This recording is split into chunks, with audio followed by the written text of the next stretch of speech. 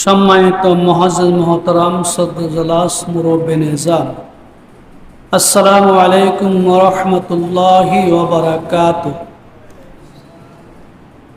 সর্বোপরি মহান রব্বুল আলামিনের দরবারে অসংখ্য অগণিত শুকরিয়া জ্ঞাপন করছি যে আল্লাহ রব্বুল আলামিন আমাদেরকে এই দুর্যোগের ভিতরে হাজারো ঝামেলা উপেক্ষা করে দুনিয়ার সকল কর্মব্যস্ততা পরিহার করে আল্লাহ রাব্বুল আলামিন আমাদেরকে মহান রবের পবিত্র দরবারে অংশগ্রহণ করার তৌফিক দান করেছেন। এই জন্য আমরা সকলে অন্তরস্থল থেকে প্রভুর দরবারে শুকরিয়া জ্ঞাপন করি আলহামদুলিল্লাহ। দুরূদ ও সালাম প্রেরণ করেছি মানবতার বিশ্ব নবী হযরত মুহাম্মদ রাসূলুল্লাহ সাল্লাল্লাহু আলাইহি ওয়াসাল্লাম, যাকে আল্লাহ রাব্বুল আলামিন সকল নবীর সম্রাট, সকল নবীর নেতা, আসমান জমিনের নেতা, সমগ্র মাখলুকাতের নেতা হিসেবে আল্লাহ রাব্বুল আলামিন আমাদের কাছে প্রেরণ করেছেন। বিশ্বনবী জনাব মুহাম্মদ রাসূলুল্লাহ সাল্লাল্লাহু আলাইহি ওয়াসাল্লামের আবির্ভাব হলো কিয়ামতের সবচেয়ে বড় লক্ষণ নাকি? আল্লাহ রাসূল শেষ নবী, তিনার পরে পৃথিবীতে আর কোন নবী আসবে না। নবীর দরজা বন্ধ, নবুয়ত সমাপ্তি। তিনি হলেন শেষ নবী, সর্বকালের সর্বসেরা নবী। কিয়ামতের পূর্বে মুহাম্মদ রাসূলুল্লাহ সাল্লাল্লাহু আলাইহি ওয়াসাল্লামের পরে পৃথিবীতে আর কোন নবী আসবেন না। তাহলে আমাদের নবী হলো কিয়ামতের বড় লক্ষণ, কিয়ামতের সবচেয়ে বড় আলামত হলো আখেরি নবী, ঠিক না? এই জন্য নবী মুহাম্মদ রাসূলুল্লাহ সাল্লাল্লাহু আলাইহি ওয়াসাল্লাম দুনিয়া থেকে চিরবিদায় হওয়ার পরে, বিশ্বনবীর তিরোধানের পরে পর থেকে শুরু করে কিয়ামত আগ পর্যন্ত আল্লাহ রাব্বুল আলামিন পৃথিবীতে কোন নবী রাসূল পাঠাবেন না। তো নবী রাসূল পাঠাবেন না, ঠিক আছে, নবীওয়ালা কাজ কে করবে? নবীদের দায়িত্ব কে পালন করবে? নবীদের দায়িত্ব পালন করব বিশ্বনবী মুহাম্মদ রাসূলুল্লাহ সাল্লাল্লাহু আলাইহি ওয়াসাল্লামের উম্মতের উলামায়ে কেরাম। উলামায়ে কেরাম নবীর কাজ করবে, নবিয়ানা কাজ করবে। নবী যেইভাবে ইসলামে দাওয়াত দিয়েছেন, দ্বীনে দাওয়াত দিয়েছেন, নবী মুহাম্মদ রাসূলুল্লাহ সাল্লাল্লাহু আলাইহি ওয়াসাল্লামের উম্মতের আলেমগণ এইভাবে মানুষকে ইসলামের দাওয়াত দিবে। তো নবীরা যেইভাবে মার খেয়েছেন, নবীরা যেভাবে নির্যাতিত হয়েছে, নবীদেরকে অত্যাচার অবিচার করা হয়েছে, তেমনি ভাবে এই নবীর উম্মতের মধ্যে যারা উলামায়ে কেরাম, নবীর রাহাবার যারা দাওয়াত দিবেন, তারাও কি মার খাবেন, তাদের উপরে বিভিন্ন রকমের মুসিবত আসবে কিনা? আর উলামায়ে কেরামের কথা না শুনলে, আল্লাহ মতো রাসূলের বিধান মতো না চললে আল্লাহ আমাদেরকে আযাব আর গজব দিয়ে পৃথিবী থেকে হালাক করবেন, ঠিক না? কিন্তু অন্যান্য নবীকে যেভাবে হালাক করেছেন নবীর উম্মতদেরকে, কিন্তু আমাদেরকে ওইভাবে হালাক করবেন না। আমাদেরকে এইভাবে আযাব আর গজব দিতে এক পর্যায়ে আমাদের কি আসি যাবে? বিপর্যয় আসি যাবে, ঠিক না? এটা কি মুসিবত, কি বন্যা, কি জলোচ্ছ্বাসের ভিতরে আসছে। কিন্তু আমরা পূর্বের ইতিহাস অনুসন্ধান করলে, আমাদের উপরে, আমাদের পূর্বপুরুষদের উপরে আরো ভয়াবহ বন্যা আক্রমণ করছে কিনা? নূহ আলাইহিস সালাতু সালামের জমানায় আমি তো বলেছি, নূহ আলাইহিস সালাতু সালামের প্লাবনে সমগ্র পৃথিবী পানির ভিতরে গেছেন কিনা? নূহ আলাইহিস সালাতু সালাম সারা 900 বছর পর্যন্ত ইসলামে দাওয়াত দিয়েছেন। আল্লাহ তাআলা রাসূলের দিকে আহ্বান করেছেন মানুষদেরকে। আল্লাহর প্রদত্ত কিতাব, আল্লাহর প্রদত্ত দিনে দাওয়াত দিয়েছেন। মানুষ শান্তিতে বসবাস কিভাবে করতে পারবে, মানুষকে শান্তিতে আহ্বান করেছেন। কিন্তু নূহ আলাইহিস সালাতু ওয়াসসালাম জাতিরা নূহ আলাইহিস সালাতু ওয়াসসালাম সার দেন নাই, দিছেন কিনা? ইতিহাস লেখে নূহ আলাইহিস সালাতু ওয়াসসালাম যখন সকালবেলা ঘর থেকে বাইরে হতেন মানুষকে দ্বীনে হকের দাওয়াত দেওয়ার জন্য, ইসলামের দাওয়াত দেওয়ার জন্য, এক রবের আহ্বান করার জন্য। কিন্তু সকালবেলা বাইর হতেন, সকাল থেকে সন্ধ্যা পর্যন্ত নূহ আলাইহিস সালাতু ওয়াসসালামের নাফরমান জাতিরা নূহ আলাইহিস সালাতু ওয়াসসালামকে পাথর মেরতে, পাথরের ভিতরে দাবায় ফেলতে। সন্ধ্যাবেলা হযরত জিবরাইল আলাইহিস সালাতু ওয়াসসালাম এসে হযরত নূহ আলাইহিস সালাতু ওয়াসসালামকে সেই পাথর ফাঁক করে পাথরের ভিতর থেকে বাইরে করতে রক্তাক্ত অবস্থা। হযরত আলাইহিস সালাম বললেন, হে আমার বার আলাহি, হে আমার রব, হে আমার আল্লাহ, আগামীকাল আমার কি কাজ? আল্লাহ রাব্বুল আলামিন নির্দেশ প্রদান করলেন, ও আমার নূহ, ও আমার পয়গম্বর, হে আমার নবী, আমি তো আপনাকে দ্বীনে হকের পথ দাওয়াত দেওয়ার জন্য প্রেরণ করেছি। আগামীকালও আপনার এই কাজ, আগামীকালও আপনার মানুষকে দাওয়াত দেওয়ার কাজ। আগামীকালও আপনি মানুষদেরকে এইভাবে দিনের দিকে আহ্বান করবে, দাওয়াত দিবেন।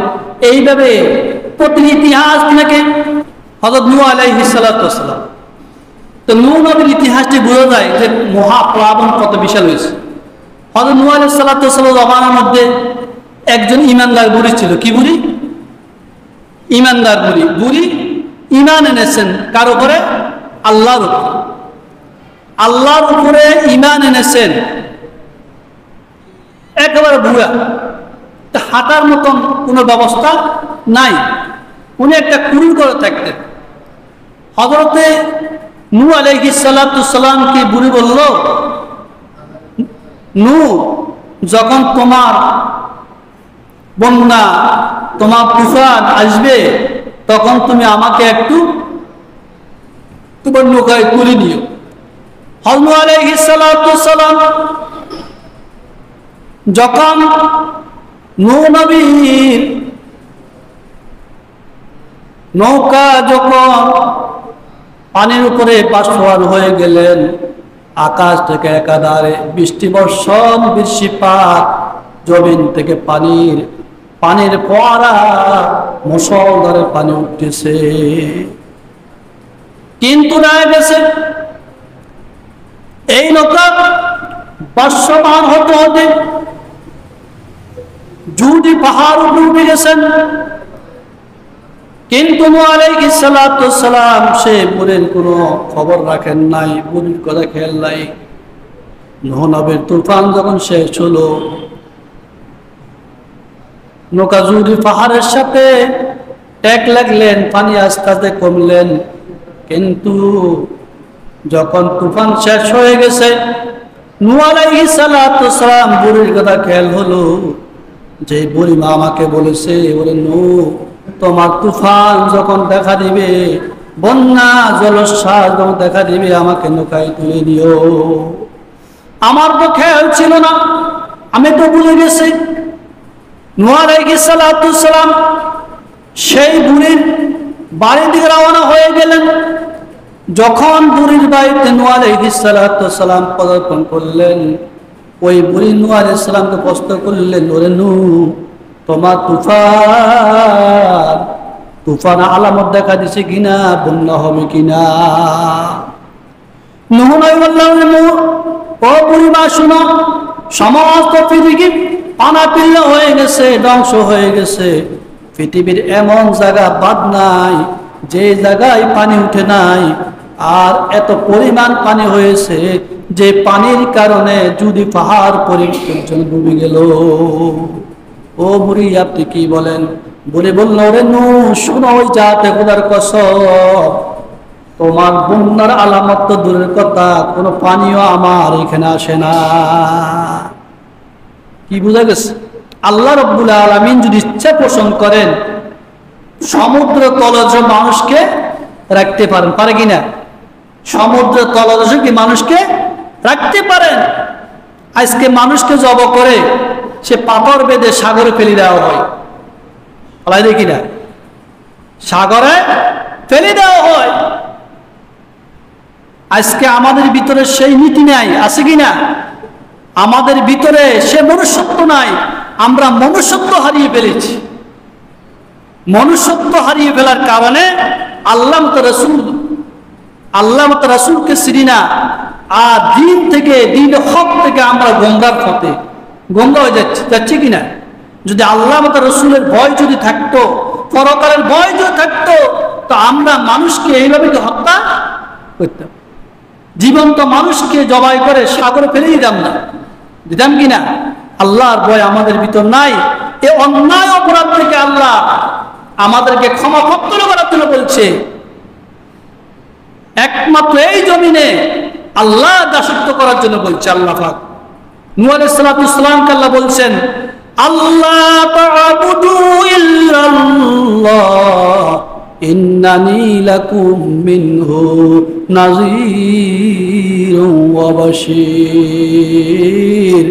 আল্লাহ ছাড়া কারো ইবাদত করো না, আমি আল্লাহর পক্ষ হতে তোমাদেরকে সতর্ক বাণী ও সুসংবাদদাতা হিসাবে প্রেরিত হয়েছি। নূহ আলাইহিস সালাম আল্লাহর পক্ষ থেকে তাদেরকে সতর্ক বাণী এবং সুসংবাদ দেওয়ার জন্য পৃথিবীতে প্রেরিত হয়েছিলেন। ৯৫০ বছর পর্যন্ত ইসলামের দাওয়াত দিয়েছেন, ধর্মের দাওয়াত দিয়েছেন, কোরআনের দাওয়াত দিয়েছেন। কিন্তু নূহ আলাইহিস অপরাধ কি? ইসলামের দাওয়াত দেওয়ার কারণে সকাল থেকে সন্ধ্যা পর্যন্ত পাথর মেরতে মেরতে নূহ আলাইহিস সালামকে পাথরের ভিতরে কি দাওয়ায় ফেলত। সন্ধ্যাবেলা জিব্রাইল আলাইহিস সালাম পাথর থেকে বাইর করতেন, কি থেকে? এরপরে বলতে, আল্লাহ আগামীকাল আমার কি? আল্লাহ বলতে, তোমার এই কাজ, এই কাজ। আজকে আমাদের সন্ত্রাস বলুক, জঙ্গিবাদ বলুক না কেন, আজকে আমাদের কি জঙ্গি বলে আখ্যায়িত দেখ না কেন, কিন্তু দ্বীন-ই হকের কাজ ছাড়া যাবে না, যাবে কিনা? দ্বীন-ই হকের কাজ ছাড়া যাবে না। মানুষের মাঝে মাঝে ইসলামের দাওয়াত গুলো পৌঁছাইতে হবে, হবে কিনা? এই জন্য আল্লাহ রাব্বুল আলামিন হযরত নূহ আলাইহিস সালামকে আয়াত নাযিল করে জানাই দিলেন, ওরে নূহ, তোমার কওম, তোমার জাতিদেরকে বলো ইস্তিগফার করার জন্য, তওবা করার জন্য। যে ইস্তিগফার যদি তওবা করে, আমি আল্লাহ তাদেরকে সুসংবাদ দান করব। নির্দিষ্ট কাল পর্যন্ত সুসংবাদ আমি আল্লাহ তাদেরকে সেই চিরকাল পর্যন্ত আমি তাদেরকে সুখ আর শান্তি দান করব। কি করব? সুখ শান্তি আমি আল্লাহ তাদেরকে দান করব। এবং যারা অধিক পরিমাণ আমল করে, আমি আল্লাহ তাদেরকে অধিক পরিমাণ সওয়াব দান করব।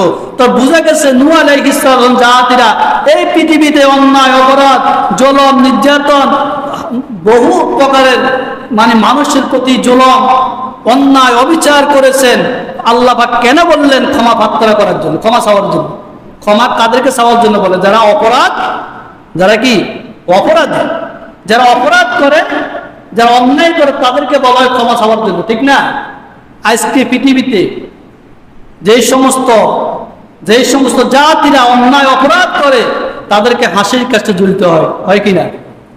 16 বছরের নেতা জেলখানায় ঢুকতে হয় না? অবশ্যই জেলখানায় ঢুকতে হয়। যে বিচারপতি মানিকের আত্ম অহংকার, তার দপদে সেই রাষ্ট্রের ক্ষমতার কারণে রাষ্ট্রীয় প্রশাসন পর্যন্ত থরথর করে কাঁপতেন কিনা? আজকে সেই বিচারপতি মানিক কেলার বরবে শুতে হয়। সেই বিচারপতি মানিক যখন দেশ ছেড়ে পলায়ন করার জন্য চেষ্টা করে, ছেলেরা তাকে যখন ইন্ডিয়ার কাছে নিয়ে সেখানে টাকা পয়সা সব আত্মসাৎ করে, তাদেরকে আবার বাংলাদেশের সেনাবাহিনীর হাতে কি হস্তান্তর করছে কিনা?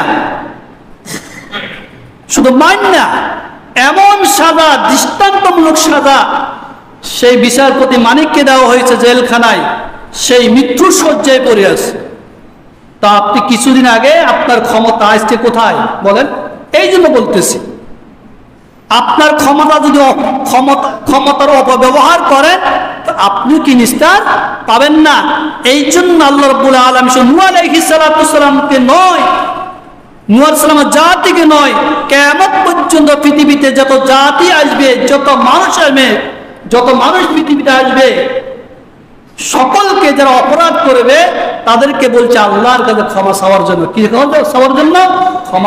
ক্ষমা চেয়ে মুক্তি, ক্ষমা সে সেই গুনাহ থেকে গুনাহ মার্জনা করে যদি সে পরকাল যেতে পারে তখন তার শান্তি হবে, এর আগে শান্তি না। এই জন্য আল্লাহ বলেন وَإِنِ اسْتَغْفَرُوا رَبَّكُمْ ثُمَّ تُوبُوا إِلَيْهِ يُمَتِّعْكُمْ مَتَاعًا حَسَنًا إِلَى أَجَلٍ مُّسَمًّى وَيُؤْتِي كُلَّ ذِي فَضْلٍ فَضْلَهُ وَإِن تَوَلَّوْا فَإِنِّي أَخَافُ عَلَيْكُمْ عَذَابَ يَوْمٍ كَبِيرٍ। সেই দিনের প্রতি একটু লক্ষ্য করো তোমরা। এই জন্য অবশ্যই যারা অপরাধ করবে তাদেরকে আল্লাহর কাছে ক্ষমা চাইতে হবে। নূহ আলাইহিস সালামের জাতিরা যখন ঈমান আনেন নাই, মাত্র 40/80 জন লোক ঈমান এনেছেন, আর বাকি সব কি ঈমান হারা। এই জন্য আল্লাহ রাব্বুল আলামিন নূহ আলাইহিস সালামকে জানিয়ে দিয়েছেন, হে নূহ আলাইহিস সালাম, আপনার জাতির মধ্যে থেকে যারা ঈমান এনেছে তারা তো এনেছেন, আর যারা ঈমান আনেন নাই তারা কখনো ঈমান আনবে না। ঈমান কি আনবেন না। নূহ আলাইহিস সালাম আল্লাহকে বদ্ধ করছে যে আল্লাহ, আমার এই জাতি যাদেরকে 950 বছর পর্যন্ত ইসলামে আহ্বান করলাম, দিনে দাওয়াত দিলাম, আমার জাতির এই নেতারা সাধারণ লোকেরা ঈমান আনে নাই, তারা তো ঈমান আনবে না, তুমি তাদেরকে ধ্বংস করে দাও। কি করো? ধ্বংস। অর্থাৎ নূহ আলাইহিস সালাম যে 950 বছর পর্যন্ত দিন দাওয়াত দিয়েছেন, মাত্র 40 থেকে 80 জন মুসলমান হয়েছে, আর বাকিদের কপালে কি নাই? হেদায়েত নাই। আল্লাহ নিজে কি ঘোষণা দিয়েছেন, হে নবী, তারা ঈমান আনবে না। তো কি করা? ঈমান না আনলে তাদেরকে আমি ধ্বংস করব, কিন্তু তাদের ব্যাপারে আপনি কোনো দুঃখ করবেন না, তারা যা করেছে তার ব্যাপারে আপনি কোনো দুঃখ করেন না। এই জন্য আল্লাহ রাব্বুল আলামিন নূহ আলাইহিস সালামের প্রতি ওহী প্রেরণ করলেন।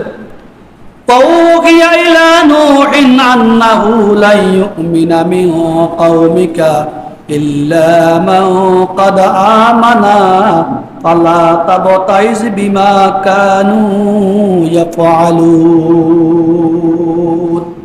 আল্লাহ রাব্বুল আলামিন নূহ আলাইহিস সালামের প্রতি এই মর্মে ওহী প্রেরণ করলেন, লা ইউমিনা মিন কওমিকা ইল্লা মান ক্বাদ আমানা, একমাত্র যারা ঈমান এনেছে তারা ব্যতীত আপনার জাতির মধ্যে থেকে, আপনার কওমের মধ্যে থেকে আর কেউ কখনো ঈমান আনবে না। ফালা তাবতাইজ বিমা কানু ইয়াফআলুন, তারা যা কিছু করেছে তার ব্যাপারে আপনি কি হবেন না? দুঃখিত হবেন না। কি হবেন না? আপনি দুঃখিত হবেন না। অচিরে আমি আল্লাহ তাদেরকে পৃথিবী থেকে চিরবিদায় করে দিব, ধ্বংস করে দিব। ইতিহাস সাক্ষী কিনা? এই ইতিহাস শুধু নূহ আলাইহিস সালামের জন্য নয়, কিয়ামত পর্যন্ত যত আনওয়ালি উম্মত পৃথিবীতে আসবে সবার জন্য, সবাইকে তা স্বীকার করতে হবে কিনা? যারা অন্যায় করে, অপরাধ করে, তাদেরকে আল্লাহ তাআলা পৃথিবী থেকে ধ্বংস করবে, কেউ লাগবে না, আল্লাহই কি ধ্বংস করবে। যারা ক্ষমতা হারাবে, একমাত্র আল্লাহ নির্দেশে কি ক্ষমতা হারাবে নাকি? পৃথিবীর কোনো মানুষ লাগবে না ক্ষমতা নেওয়ার জন্য, পৃথিবীর কোনো মানুষ লাগবে না। আল্লাহ নিজে কি একা সর্বশক্তিমান। আল্লাহ যখন হুকুম দেবে তখন কি ক্ষমতা যাই আছে সব কিছু চলে যাবে, যত বড় ক্ষমতা হোক না কেন সব চলে যাবে। যাবে কিনা? এই জন্য হযরত নূহ আলাইহিস সালাতু সালাম যখন নৌকা তৈরি করলেন, কি করলেন? আল্লাহ নির্দেশ প্রদান করলেন, নূহ তুমি নৌকা তৈরি করো। কেন নৌকা বানাইবা? তোমার যে সমস্ত জাতিরা তোমার উপর ঈমান এনেছে ওই মুসলমানদেরকে তো আমি রক্ষা করতে হবে, তোমাকে রক্ষা করব। ওই জাতি যারা ঈমান এনেছে তাদেরকে আমি রক্ষা করব। তো রক্ষা করার একমাত্র উপায় হলো তুমি একটা নৌকা তৈরি করো। ওই নৌকাতে তোমার ঈমানদার ব্যক্তিদেরকে নৌকায় আরোহণ করবা। এমনকি শুধু ঈমানদার ব্যক্তি নয়, আল্লাহ নির্দেশ প্রদান করেছে 40 থেকে 80 জন লোক যারা মুসলমান হয়েছে ঈমানের তাদেরকে, এবং প্রত্যেকটি জীবের মানে জোড়া জোড়া কি জোড়া জোড়া 2 জন নর এবং মেদি 2 জন করে কি নৌকাতে আরোহণ করবেন, তুলবেন। কারণ তাহলে বুঝা গেছে কি আল্লাহ পৃথিবীকে নিস্তেনাবুদ করে দিবেন, ধ্বংস করে দিবেন। এই জন্য আল্লাহ হযরত নূহ নবীকে নৌকা বানানোর জন্য বলছেন, ওয়ায়াসনাউল ফুলকা বিআয়ুনিনা ওয়াহাইনা ওয়ালা তুখাতিবনি ফিল্লাযিনা যালামু ইন্নাহুম মুগরাকুন। আল্লাহ রাব্বুল আলামিন 11 পারা 38 নম্বর আয়াতে বলেন, আপনি আল্লাহর নির্দেশ এবং তত্ত্বাবধানে নৌকা নির্মাণ করেন। ওয়ালা তুখাতিবনি ফিল্লাযিনা যালামু ইন্নাহুম মুগরাকুন। জালেমদের ব্যাপারে আপনি আমার কাছে কোনো ফরিয়াদ করবেন না, আমার কাছে খেতাব করবেন না, কোনো কিছু বলবেন না। নিশ্চয় তারা মুগরাকুন নিমজ্জিত হবে। কি হবে? তার নিমজ্জিত হবে। যখন নিমজ্জিত হবে তখন তাদের ব্যাপারে আপনি আমার কাছে কোনো সুপারিশ করবেন না। আল্লাহ ইঙ্গিত দিয়েছেন, কিন্তু আপনার পুরো জাতি নয়, আপনার পরিবারের ভিতরে আপনার উপরে যে ঈমান আনে নাই, আপনার সন্তান কেনান, আমি তাকেও কি মেরে ফেলবো, আপনার সন্তানকে যখন আমি মেরে ফেলবো তখন তো আপনি আমার কাছে অনুনয় বিনিময় করবেন নাকি? ঠিক না? ওটা কি কাজে আসবেন না। এই জন্য আল্লাহ বলছেন, খবরদার আপনি আমার কাছে তাদের ব্যাপারে কিছুই বলবেন না, নিশ্চয় তারা কি মুগরাকুন নিমজ্জিত হবে। হযরত নূহ আলাইহিস সালাম যখন ওয়ায়াসনাউল ফুলকা ওয়া কুল্লামা মাররা আলাইহি মালাউম মিন কাওমিহি সাকিরু মিনহু ক্বালা ইন তাসখারু মিন্না ফাইন্না নাসখারু মিনকুম কামা তাসখারুন। হযরত নূহ আলাইহিস সালাম যখন নৌকা তৈরি করতেছেন, নৌকা তৈরি করে ওয়াকুল্লামা মাররা আলাইহি মালাউম মিন কাওমিহি, নূহ আলাইহিস সালামের জাতির নেতৃবৃন্দ, লোক নেতারা যারা দলে দলে সেই নৌকার পাশ দিয়ে যাচ্ছেন, তোমরা আমার সাথে উপহাস করো, আমি একদিন তোমার সাথে এইভাবে উপহাস করব, তোমার সাথে ঠাট্টা বিদ্রুপ করবো। অর্থাৎ নূহ আলাইহিস সালাম যে নৌকা তৈরি করেন ওই নৌকা তো মানে মরুভূমিতে বানায়। এবার তারা বলে যে তাদের ওই জ্ঞান বুদ্ধি নাই যে নৌকা কোথায় চালাবে। এই জন্য তারা কি উপহাস করেন, তুমি কি নৌকা চালাইতেছ? এখন দুধ নৌকা বাজারে যদি এখানে কোনো তুফান বাতাস পানির কোনো কিছু নেই, আপনি বাজার হাই স্কুল ময়দানে একটা নৌকা বানান, তো কজাই নৌকা আপনি কোথায় চালাবেন? কয়টা হাতি লোড়া চালাবেন, মানুষ বিশ্বাস করবে না। এই বন্যার আগে যখন শুকনো আছিল, মানুষ উপহাস করতো না, আরে মেয়ে কোনো পানি নেই কিছু নাই, কি বলেন আপনি এগুলা? আপনি নৌকায় হাতি লোড়া চালাইবেন, পানি করতে গিয়ে আসবেন। তো পানি করতে গিয়ে আসবে সেটা আল্লাহ তো ভালো জানে নাকি? তো এরা এইভাবে নূহ আলাইহিস সালামের সাথে এইভাবে মজাক শুরু করছেন। তো নূহ আলাইহিস সালাম বলতে আজকে তোমরা আমার সাথে মজাক করো, আমিও একদিন তোমার সাথে মজাক করব। যখন নূহ আলাইহিস সালামের তুফান শুরু হয়ে গেল, আল্লাহ রাব্বুল আলামিন কুরআন কারীমের মধ্যে বলেন, হাত্তা ইযা জাআ আমরুনা ওয়া ফারাতুন নূর কুল হামিলু ফিহা মিন কুল্লি জাওজনাইনি ওয়া হালাকা ইল্লা মান সাবাকা আলাইহিল কাওলু ওয়ামান আমানা ওয়া মা আমানা মাহু ইল্লা কালিল। অবশেষে যখন আমার পরমান এসে পৌঁছলো, আমার পরমান এসে পৌঁছলো এবং জমিন হতে পানি উঠতে লাগলো, আমি বললাম প্রত্যেক শ্রেণীর পানি হতে একটি নর এবং একটি মেদি, অর্থাৎ দুইটি করে তাতে নৌকায় উঠিয়ে না। কি বলছেন আল্লাহ? এই আয়াত নাযিল করে বললেন, যখন আমার ফরমান এসে গেল, আমার হুকুম যখন এসে গেল, অপারাতুন নূর যখন জমিন থেকে পানি উঠতে শুরু করলো, তখন আমি বললাম ইহমিলু ফিহা মিন কুল্লি মিন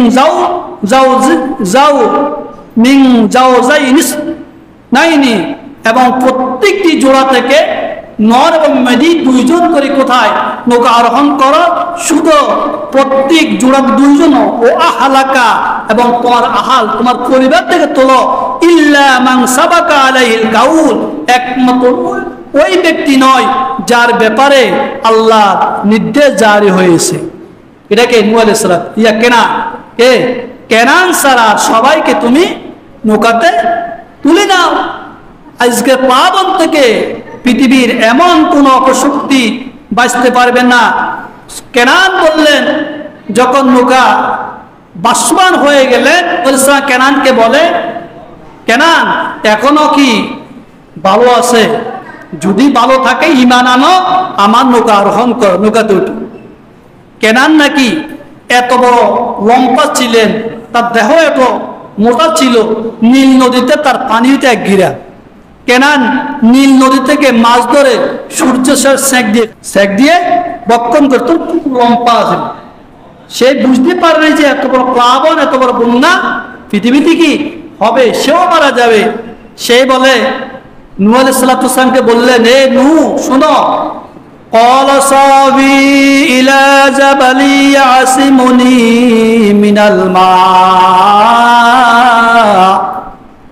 হে নূহ শুনো, আজকে প্লাবন থেকে, বন্যা থেকে আমাকে পাহাড়ে বাসাবে, আমি যে কোনো পাহাড়ে উঠে যাব। قال لا عاصم اليوم من أمر الله। নূহ আলাইহিস সালাম বললেন, ওরে কেনান শুনো, আল্লাহর নির্দেশ থেকে, আল্লাহর শাস্তি থেকে আজ কেউ তোমাকে রক্ষা করতে পারবে না, ইল্লা মান রহিমা, ইল্লা মান রহিমা, একমাত্র আল্লাহ রাব্বুল আলামিন তার রহম করেন, দয়া করেন, ওই ব্যক্তি সারা পৃথিবী, এই পৃথিবীর মসনদে আজকে পাবন থেকে, বন্যা থেকে তোমাকে কেউ রক্ষা করতে পারবে না। وحال بينهما الموج فكان من المغرقين। এই কথা বলতে না বলতে হঠাৎ উভয়ের মাঝে তরঙ্গ ঢেউ এসে গেল, যার কারণে কেনান নীল নদের মধ্যে হাবুডুবু খায় মরতেছে। কেনান আর পৃথিবীতে বেঁচে নাই, কেনান আর বেঁচে নাই। কেনান ইঁদুরের মধ্যে মারা গেলেন। আল্লাহ নবী নূহ আলাইহিস সালাম বললেন, হো আল্লাহ, কেনান তো আমার আহাল, কেনান আমার সন্তান, তুমি একটু কেনান একটু রহম করো, দয়া করো। আল্লাহ রাব্বুল আলামিন নির্দেশ প্রদান করলো, ওরে নূহ শুনো, আর একবার নবদপ্তর একবার যদি কেনানের পক্ষে কথা বলো, নবদপ্তরে তোমার নাম কেটে দিব, নবদপ্তর তুমি নূর নাম থাকবে না। কারণ কেনান তোমার আহাল নয়, কিন্তু তোমার আহাল হলো ইমানদার ব্যক্তিরা, যে নৌকা আরোহণ করেছে, তোমার ইমান এনেছে, তারা হলো তোমার আহাল। আল্লাহ, দেখছি কেউ বাঁচার উপায় নাই পৃথিবীতে, ইমান ছাড়া, পৃথিবীতে আল্লাহ ছাড়া কেউ বাঁচার উপায় নাই। আজকে আমরা মুসলমান ইমানদার, ঠিক আছে, আজকে আমরা নামাজ পড়ি, হয়তো কে পড়ি কেউ পড়ি না, কিন্তু আল্লাহর আযাব থেকে কেউ কি রক্ষা পেয়েছি? যারা অন্যায় করছে তারাও আল্লাহর আযাব ভুগতেছেন, যারা অন্যায় করে তারাও কি আল্লাহর আযাবে ভুগতেছেন। কারণ আমরা সবাই একে নৌকার মাঝি। কারণ আমার সামনে যে আমার ভাই অন্যায় করে, আমি কোনো কথা বলি না, বলি কিনা? আমার সামনে থেকে আমার মা অন্যায় করতেছে, আমার সন্তান অন্যায় করে, আমি তার অন্যায় পক্ষে কথা বলি কি অন্যায় বিরুদ্ধে কথা বলি না। এই জন্য আজকে আমাদের পরিণাম ফল, আমাদের পরিণাম ফল। এই জন্য আল্লাহর আযাব থেকে কেউ রক্ষা পাবে না। দেখেন যে বন্যা, যে জলোচ্ছ্বাস, আজকে কয়েকদিন আমাদের এই বাংলার প্রায় এই যে 6 থেকে 7টা জেলা পানির ভিতরে না, অনেক মানুষকে এইভাবে রাস্তা থেকে নিয়ে গেছে, জোয়ার নিচে কিনা নিয়ে গেছে। আমাদের আশেপাশের বাড়ি ঘরগুলোতে পানি আর পানি, থাকার মতন কোনো ব্যবস্থা নাই। শত শত মানুষ আশ্রয় কেন্দ্র আশ্রয় নিয়েছেন, অথচ আল্লাহ আশ্রয় দান করেছেন। আল্লাহ যে আশ্রয় দান না করতেন আপনি কোথায় থাকতেন? যদি নূহ আলাইহিস সালাম প্লাবন হতে, নূহ আলাইহিস সালাম প্লাবনে এবার গর্তের পিপিলিকার জন্য মারা গেছে। শুধু তার নৌকাতে যারা নর আর মেদি কেন তুলছেন? অর্থাৎ পৃথিবীতে আল্লাহ একজন পানিও রাখবে না, সব মারি ফেলবে, কিন্তু তোমার নৌকাতে যা আছে তাদের থেকে আবার বংশ বিস্তার করবে। সুবহানাল্লাহ বলেন। আল্লাহু আকবার।